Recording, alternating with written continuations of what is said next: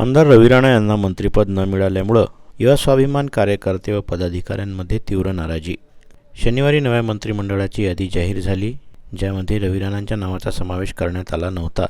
त्याचबरोबर रविवारी नवीन मंत्र्यांचा शपथविधी सोहळा नागपूर येथे पार पडला, त्यामुळे रवी राणांचं मंत्रिपदाच्या यादीत नाव नसल्याचं अधोरेखित झालं। भरपूर लीड मतांनीही निवडून आल्यानंतर रवी राणांचं मंत्रिपदाच्या यादीत नाव नसल्यामुळे समस्त कार्यकर्त्यांमध्ये नाराजी दिसून येत आहे। की माननीय आमदार रवी राणा यांची मंत्रिमंडळामध्ये वरील लागेल आणि त्याचं काम चांगलं होतं, त्यांनी मेहनत भरपूर केली होती आणि आम्हाला खात्री होती की त्यांचं नाव त्या लिस्टमध्ये असेल, पण ऐन वेळेवर ते नाव कटलं आणि त्यामुळे संपूर्ण जिल्हा हा म्हणजे त्यांना जिल्ह्याला सगळं दुःख झालेलं आहे आणि संपूर्ण जिल्ह्यातील लोक हे नाराज झालेले आहेत। तर त्यांना जर मंत्रिपद मिळालं असतं तर आणखी जिल्ह्याचा विकास झाला असता। ते विकास पुरुष आहे आणि सबका साथ सबका विकास त्यांनी आतापर्यंत एवढा काही इतक्या 15 वर्षामध्ये इतका विकास केला आणि आता ह्या 3 निवडलेले आहे। विकास तर करतीलच, ते विकास थांबणार नाही, परंतु जर मंत्रिमंडळामध्ये त्यांचं स्थान असतं, या जिल्ह्याला न्याय मिळाला असता, संपूर्ण जनतेला न्याय मिळाला असता।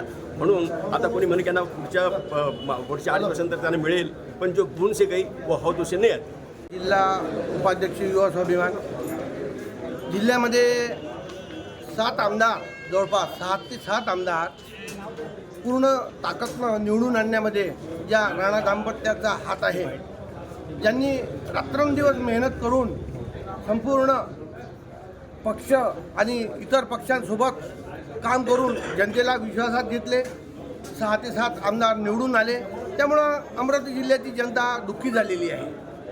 पहिले मॅडमचं पद बाजूला राहिलं, आता रविभाऊचं जे पद होतं मंत्रिपदाचं ते पण बाजूला राहिलं। एवढं सगळं काम करत असताना निराशा जरूर आहे, पार्टीमध्ये निराशा आहे, कार्यकर्त्यामध्ये निराशा आहे, समाजामध्ये निराशा आहे, जिल्ह्यामध्ये निराशा आहे आणि लोक एकच प्रश्न विचारतात आहे की बा एवढं सगळं काम केल्यानंतर, दोघंही दाम्पत्यांनी एवढं सगळी जिल्हाभर रिझल्ट दिल्यानंतर जिल्ह्याच्या विकासात मग कामाकरता जर पद मिळत नसेल तर मग हा तर प्रश्न राहीलच।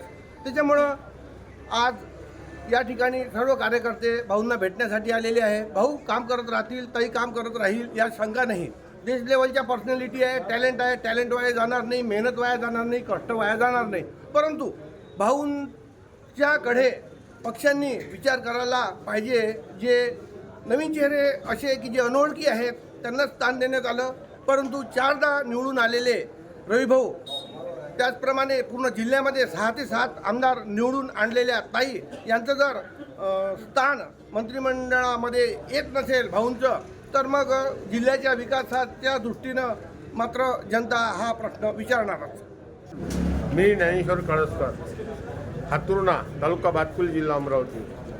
बडनेरा मतदारसंघातून रविभाऊ राणा 66,000च्या लीडनं निवडून आले आणि तुम्ही त्यांना एक मंत्रिपद नाही दिलं, त्याबद्दल पूर्ण भातकुल तालुका नाराज आहे। ताईंनी पूर्ण जिल्ह्याच्या 7ही सीटा रक्ताचं पाणी करून निवडून आणल्या। पूर्ण जिल्ह्याचा विकास होण्याकरिता त्यांना मंत्रिपद हवं होतं, तर तुम्ही त्यांना मंत्रिपद दिलेलं नाही। त्यासाठी सर्व युवा स्वाभिमान पार्टीचे सर्व लोक नाराज आहेत।